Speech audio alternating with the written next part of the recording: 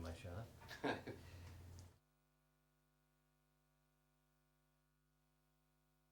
When I was 11, I remember thinking, I think I might have had a bad day, but I remember thinking to myself, when I grow up and become an adult, I'm going to write a book telling the world that it's okay to be deaf.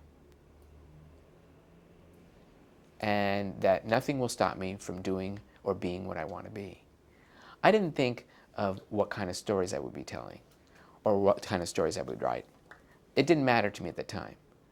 I just knew that I wanted to be able to communicate with the world. They're going to bring the rest of the... But you're still a baby. Different than a little bit what we've been told. Going on 19. And I decided it was time to write a book.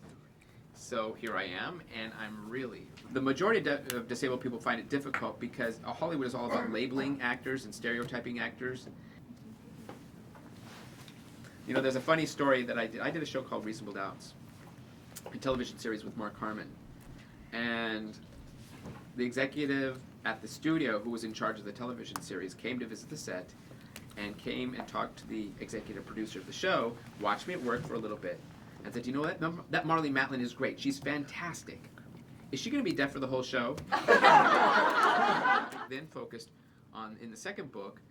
That will come out in April on ZES. Actually, I was very, very lucky to have seen that production. And hopefully, boy from Guatemala, his broken arm was wrapped in gauze band. I once had a roommate who had a physical disability, and he worked in book publishing, and he was an avid reader. And because of his passion, I think, and because of some of his physical constraints and such, he was just reading. He read more books than anyone I could ever imagine. And held her shoulders back and her hands at her sides so that Jill stood with quiet authority. What are you doing? The plane is going to crash. I think she's extraordinary.